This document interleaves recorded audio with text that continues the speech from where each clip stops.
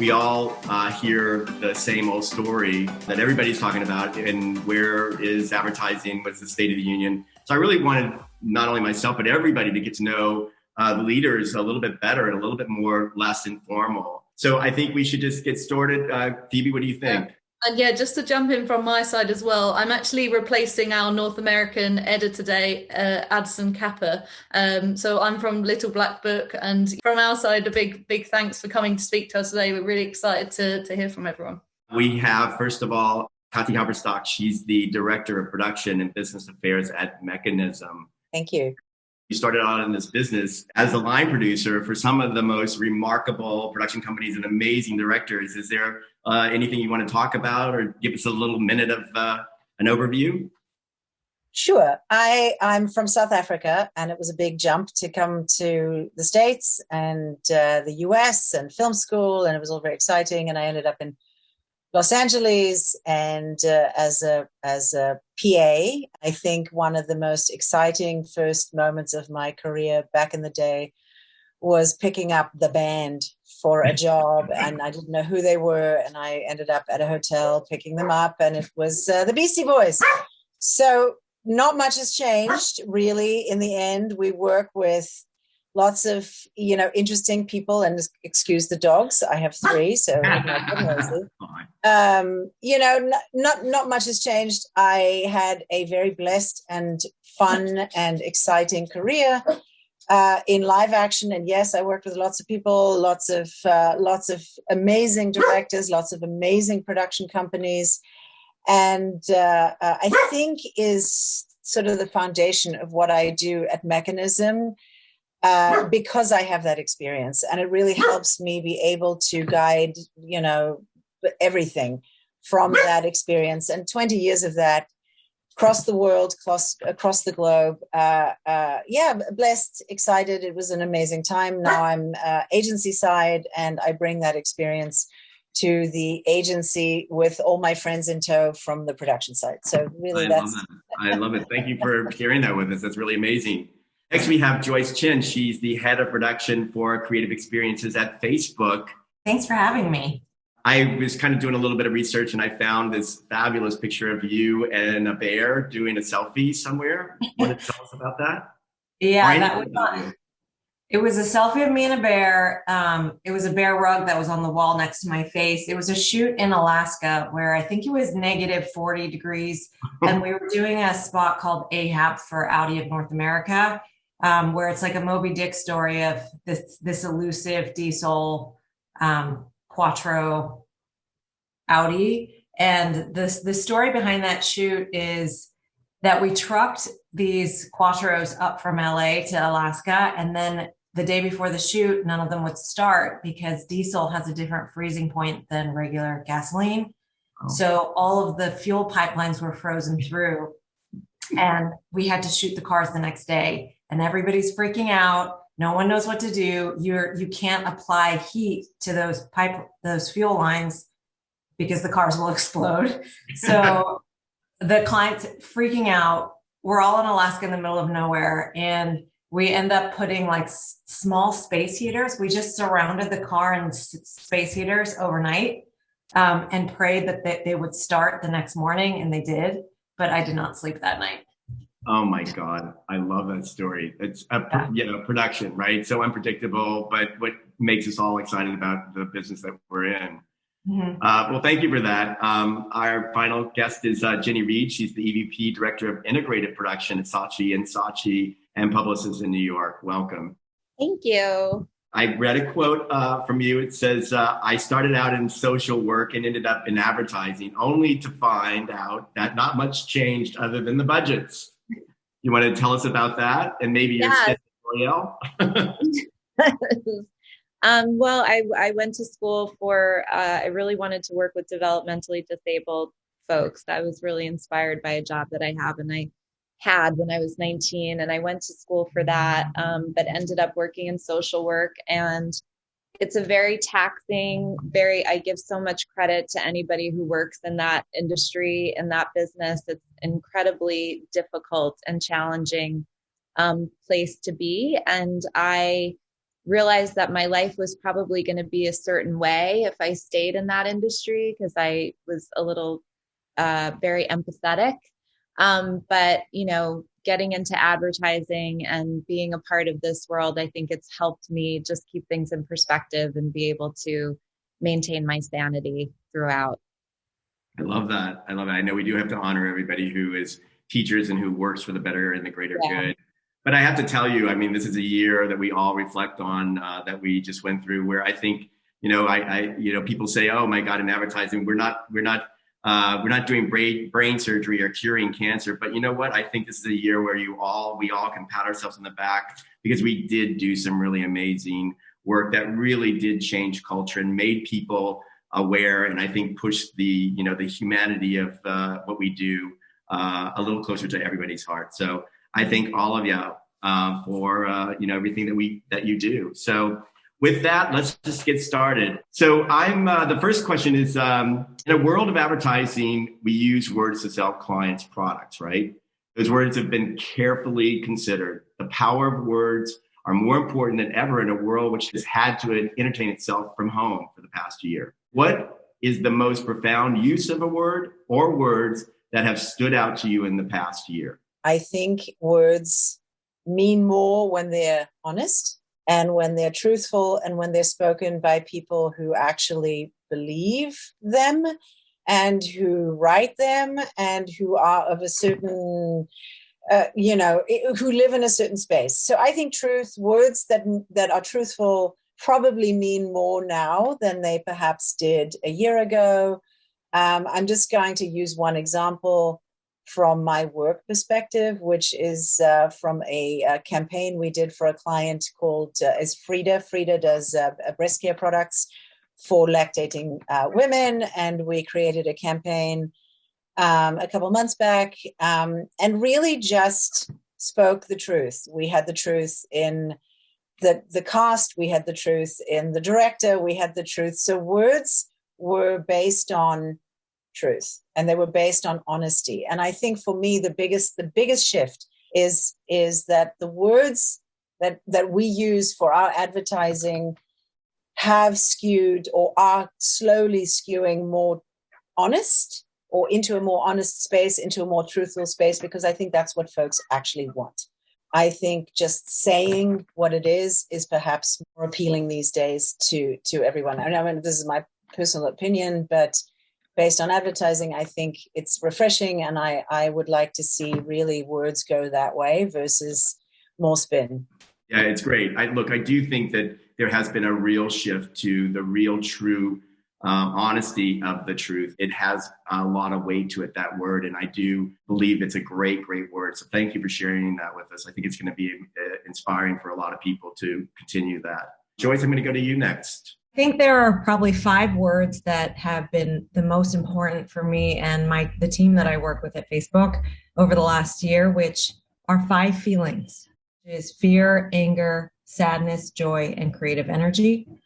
And I teach a course at Facebook called Conscious Leadership, and a lot of it is about being in touch and understanding what you're feeling and then what the wisdom of those emotions are. So rather than discounting them or repressing or recycling emotions, listening to what wisdom they might offer you in terms of what you're processing that's happening in the world, or what your emotions are telling you to do as a business leader.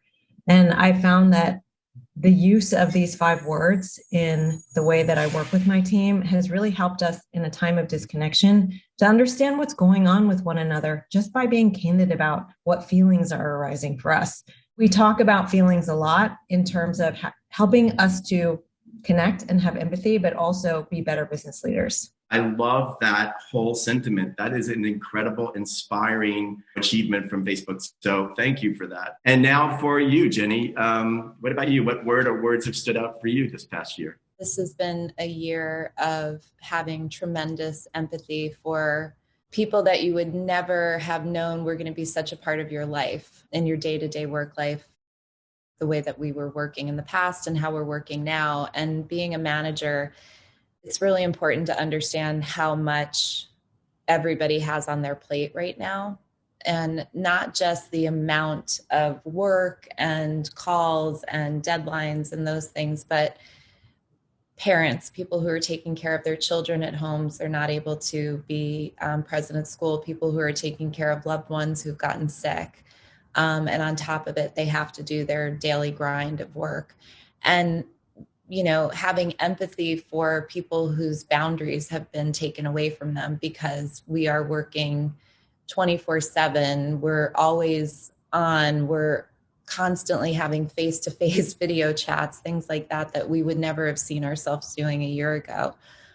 So it's just been very important for me to try to teach people within my team, but, you know, other people that I work with outside of my team to have some empathy for what everybody is going through on an individual level during this past year, and, you know, not too much weight in their performance based on what's been happening around us. I love it. I think all three of you women touched upon words that I think were spoken because of how in the past we were so quick to go to the next meeting or to the next call or to the next thing, but to really take time and understand that people are human and that we are all experiencing these emotions. One of the reasons I wanted to do this is because I believe that there were great leaders like you guys who would inspire other people to be honest, to be open, to be able to talk about this to their friends or their families or the people that they work with. So that's amazing. Thank you all for that. I appreciate it.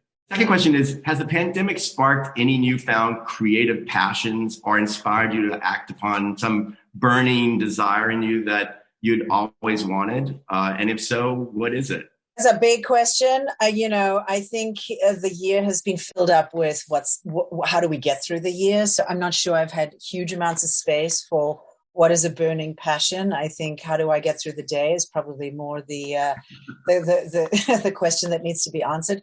But if there was a passion, I've looked back at sort of my career over the last year and at the people and the friends that I've worked with over this time. And I think to come back to the thing that makes me get up for my job every day, which is the creators and the folks that come with the big ideas and the big stories and how to tell those stories in this really weird year where telling stories is suffused with just so many complications and so much drama and so many hurdles to get to how to tell the story in the first place. And so I think for me, it's really about the industry itself and how it survives and how it survived and how we do it. And so I think in terms of work, that's a passion right there. And I love it. And also because of my history. Personally, I think, you know, like anyone, when's the vaccine coming out? And when can I see some friends? You know, obviously we've all sort of, you know, done things and, you know, how do we get through the day personally? You know, I'm a mom. Yeah. My passion is my kid. And so how do I support my child in this time when she's in the bedroom across the way doing school in 11th grade? And I think that's sort of the other part of that conversation. It's the empathy, it's the humanity of this last year. So, but yeah, work-wise, it's my friends, it's the industry, it's Joyce, it's Jennifer, it's you guys, Phoebe and Oliver, it's everybody out there who is doing the thing to do the thing and still do it. I think that's extraordinary because I don't know, think back, prior to the pandemic, what were you doing? We were racing around like crazy people, not stopping to smell anything or think about a PA or think about one of the juniors that came into one of your leadership and under your leadership and said, oh my God, I don't know what I'm doing or what, who do I talk to? And the fact that you could take that breath in that moment and really like get to know people and mentor them and support them in a way that you're talking about. I think that, I say this almost on all of these things, but, there's a song, one of my favorite bands is the Judds. You probably don't know them, but if you do, the Judds were amazing singers, but they sang this song called Grandpa. And it was called Grandpa about the good old days. He sat him on a porch and talked about the good old days. And for me, to be able to, be home with your daughter, and I don't know who else has kids, but to be home and have those moments together, I think is that to me, the good old days. And that's what we're experiencing right now. So thank you for that, Kati. I really, really love that. Joyce, I'm just going to keep going in the same circle.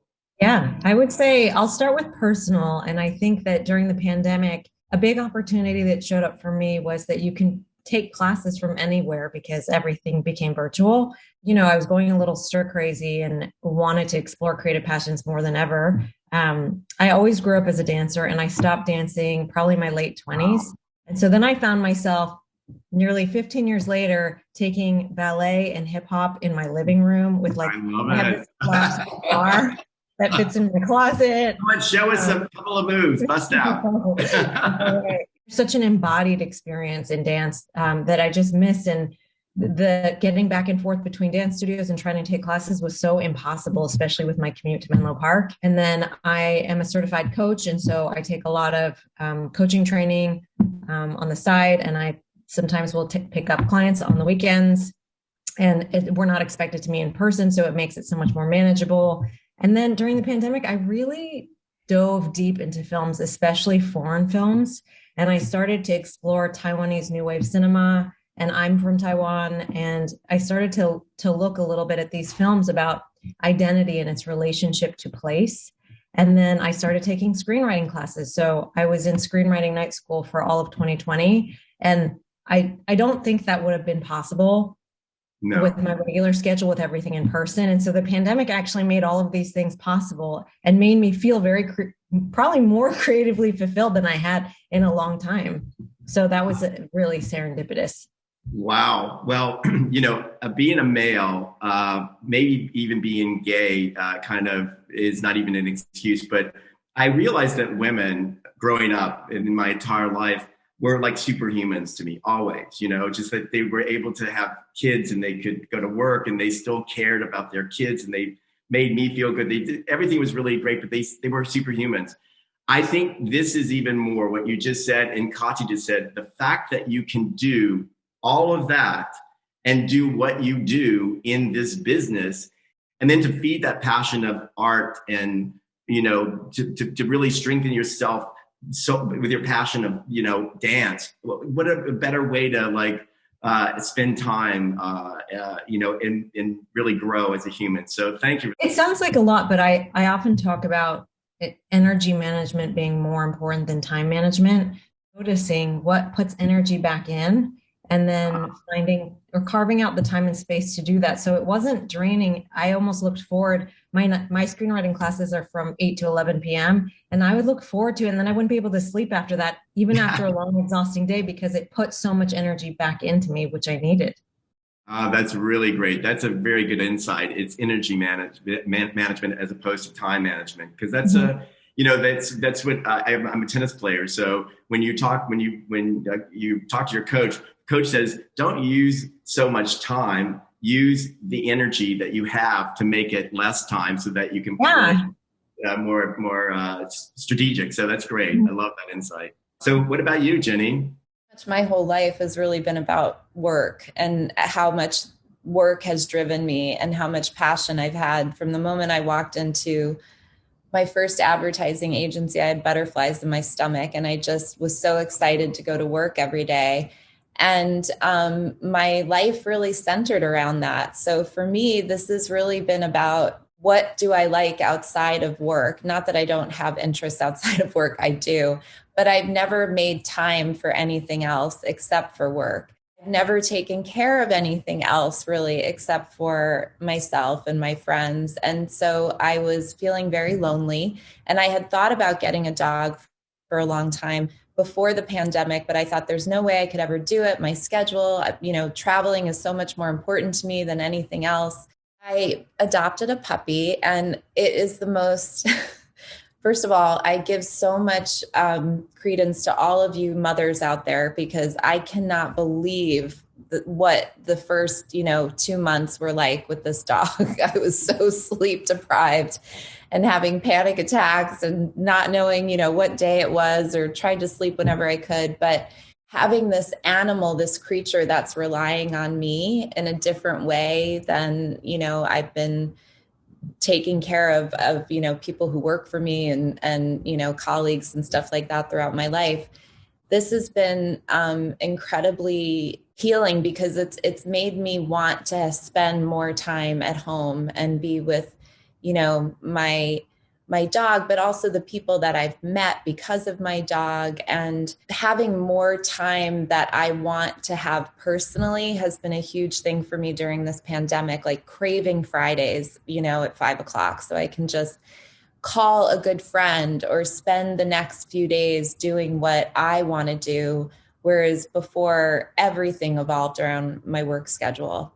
So that's what it's been like. That's what it's been like for me, the most inspiring and rewarding thing during this pandemic.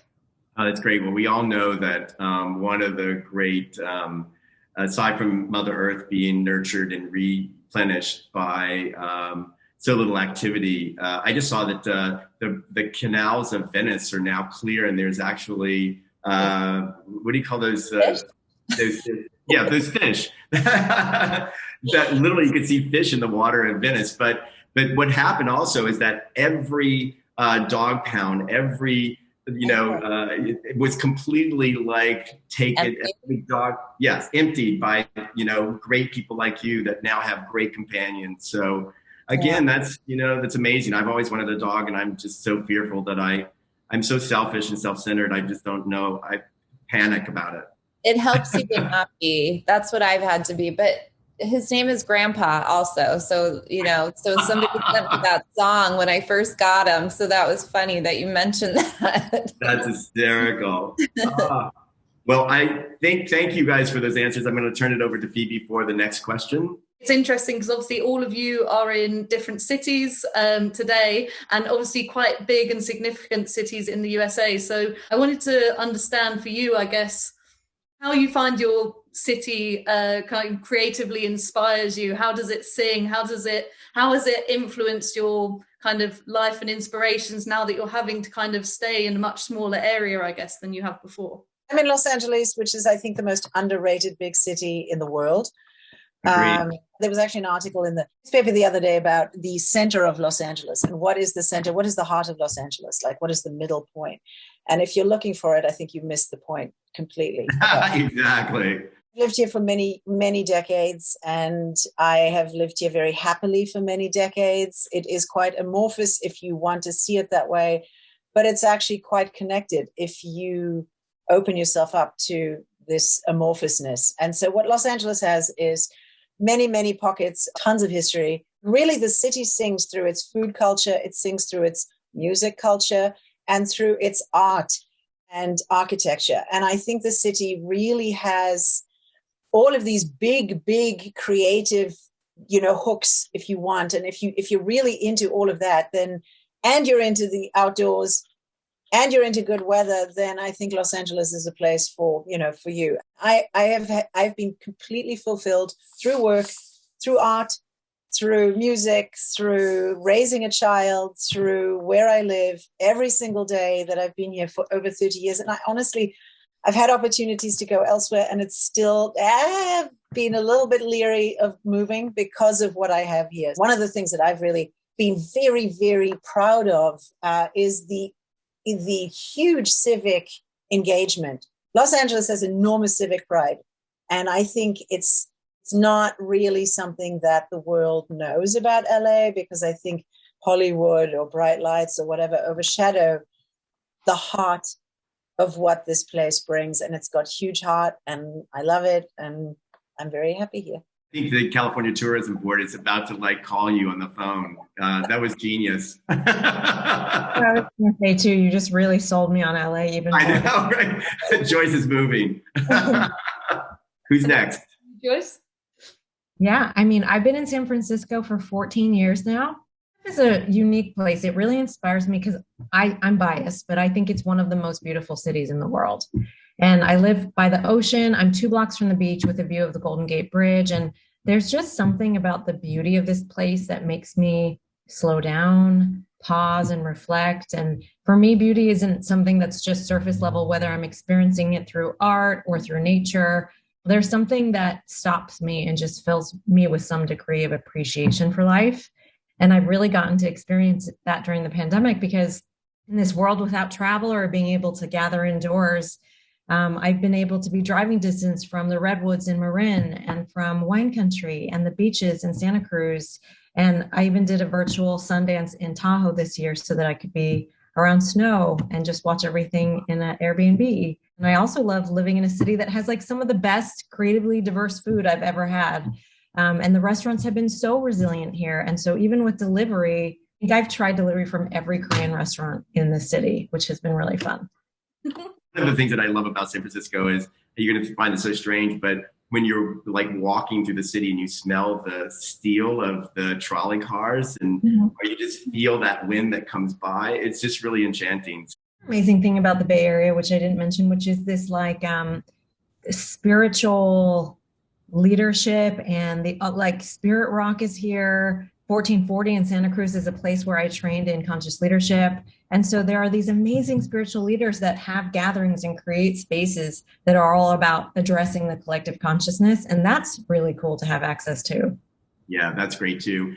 Yeah. So, I mean, I'm from New York. I live in New York City and I grew up in New York City. This has definitely been a challenging place to be during the pandemic. All of the things that most people love about New York City were not available. There was a mass exodus of people just leaving the city. And I did go to stay with some friends for a couple of months because it was just too hard to navigate. But I've always wanted to come back to this city no matter what. I mean, it's in my blood, and it's appreciating different things about New York that I have actually always appreciated. The convenience of it, little bits of nature that are available to me. I moved to Battery Park City just before the pandemic, a few months beforehand, and I live right by the water. So walking along the water, the Hudson River, just is so calming and soothing. I love this city no matter what. I'll probably always live here in some shape or form. I think just, New York in general is always an inspiration to me, but I definitely long for a bit more nature and space in my life after this past year. It's still really one of those cities that I just hope, again, if there was ever a creative need for to be rebuilt and gathered, I think this is the city to do it. So I wish you well for sure. Wow. Thank you guys for those answers. Number 4, living and working at home for the past year. Have you found your priorities have shifted or changed completely? And I think going back to what we were talking about before, my priorities have shifted in that I found much more balance. I have to, it's that energy management thing, or I'm not going to be okay. And one of the things that I really try to pay attention to is how much responsibility I'm taking for my own well-being. And so I've taken a really hard look at that in 2020 and made a really concerted effort to look at the things that put energy back in me and making time for that, and then declaring it to everybody in my life, whether it's talking to my partner about what balance looks like for me, or to my manager at Facebook about from this time to this time, I'm not available because I'm in ballet class. So if you're trying to reach me or trying to put me in a meeting, I'm not going to do it because this is so important for my well-being. It's forced me to have more boundaries and more work-life balance than I've ever been able to have. And that's been a gift. I love that. I think you have to stand up for that, because we didn't know that we could do that before, right? We wanted to do that, but we didn't have the power for some reason. And you finally have taken the power to really consider the real work-life balance. And I think that's just so important for all of us, everybody who's watching this to remember. I also think it's so important, just to build on that, for people to be able to look at their leaders and see that they are doing okay, that they are able to find joy in everyday moments, that, they're taking responsibility for themselves. And that just models a level of looking at priorities and well-being in a way that you can preach it as much as you want, but I think it's really impactful to be able to model it for a team. It's a really great point. I love that. What about you, Jenny? I think that my priorities changed because I definitely thought more about my my own well-being. Me, honestly, in my career, I've always been available. I, make sure that I put work first, because I have a passion for it. For me, during this pandemic, I had to get fed up and I had to just get to a point where I couldn't give any more of myself to finally say, you know what, you got to take care of yourself. Otherwise, you're not going to be good for anybody that's working for you. Kati, what about you? I think really 2020 was a real race into a wall. And I think we all hit it, at one point or another. And I think at whatever velocity. And I think that wall is sort of that boundary of where do you start and stop in your life? And what is it that you need to press that wall or get around the wall or not hit that wall, actually? I'm not a scientist and I've certainly done no studies on this, but I would think women potentially more and do more and sort of have a propensity to perhaps not step away and, fill those gaps and do that stuff. And, I'm available and I'll fix it. And so I think learning I'm not going to fix that. I'm just not. I'm going to walk away from that thing because it'll fix itself because other people are there to fix that thing. You don't have to fix everything. So it's those boundaries. I think for me, the priority is not just my colleagues, not just me, but also my child and how to make sure she is 100% safe, sound, mentally, emotionally. And that's been an interesting journey. It's been a great one. Williams once said, if mama ain't healthy, nobody else is going to be. So I think you really have to really fight for you first. We have a little bit more time. I'm going to go to the bonus question prior to the question that I had. Knowing what you know today about life, just in general, if you could talk to your 10-year-old self now, what would you tell her? And I think I'm going to start with Jen first. It makes me smile because I would just tell her that you are going to be very successful, very appreciated. You're going to be surrounded by people who want to see you succeed, will help you succeed. And those who don't, you'll realize they don't matter. And eventually all that matters is really your own happiness and satisfaction with what you've done. And don't worry, to just always try to, do things motivated by the best outcome and kindness and being good to other people.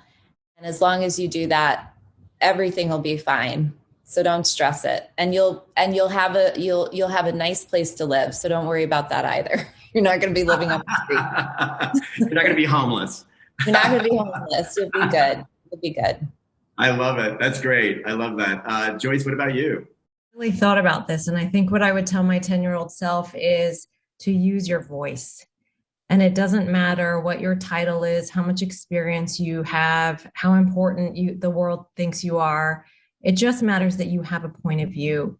So use your voice because it matters and use it to amplify what is unjust in the world that you see and to fight back. That's amazing. It's inspiring because, again, when you think about using the voice that you have, gift in America, you have a gift. Why not use it and use it for the better or the greater good? And I think a lot of people will hear that and be inspired, as well as with Jen talking about, what do we do when we were growing up? We think about where are we going to live? Who are our friends? What is our job? So to be really kind of secure in that and then let all of the other things grow and build from within, I think is really amazing. Kati, what about you? I would tell my 10-year-old self to be kind, to not sweat the small stuff, do your homework. Should we be reading into that?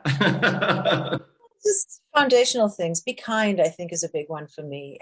Be kind and really don't sweat the small stuff. Again, I think as women, we sweat the small stuff.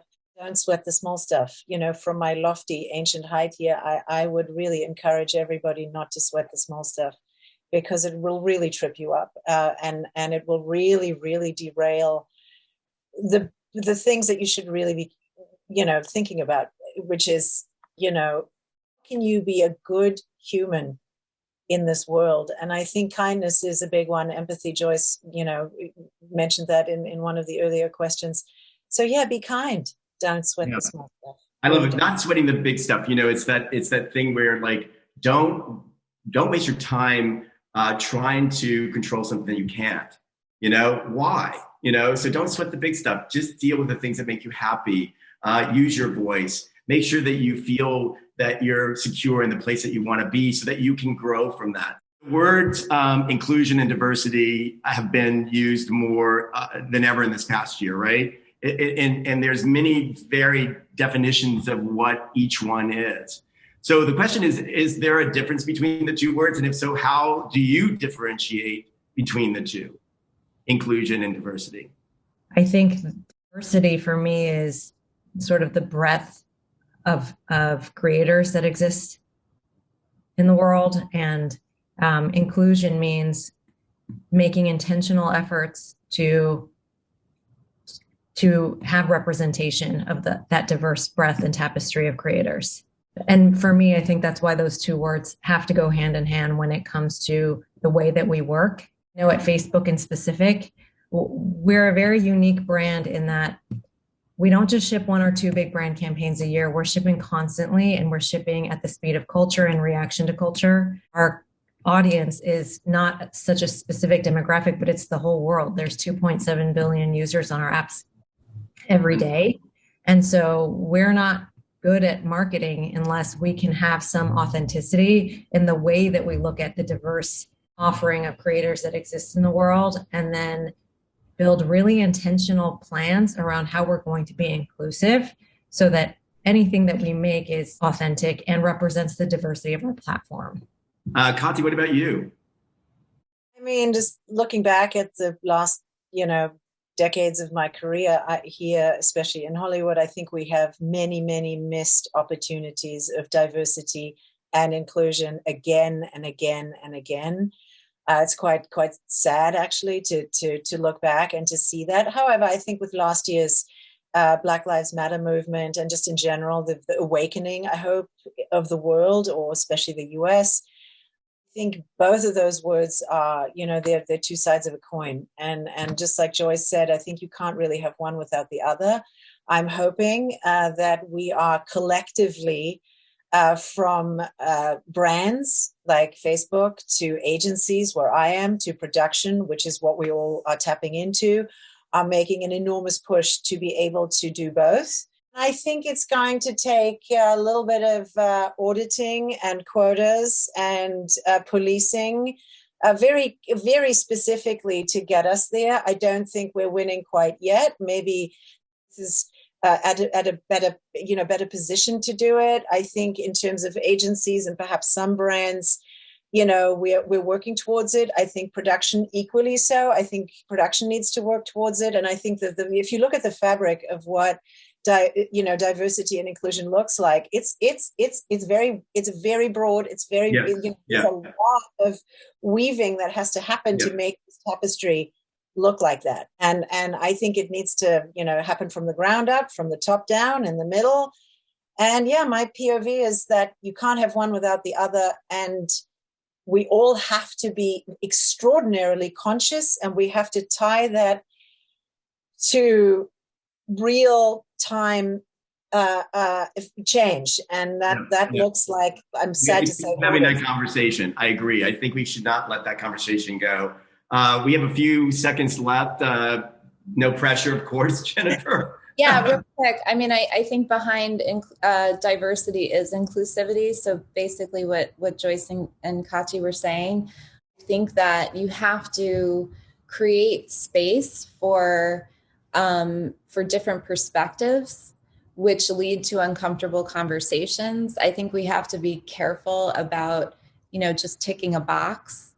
And nobody wants to be a quota maker, like I don't want anybody ever saying I got my job because I'm a woman. Nothing like that, over somebody else. We have to figure out how we can create more diversity in more prominent roles within our industry in general. Yeah. And that will invite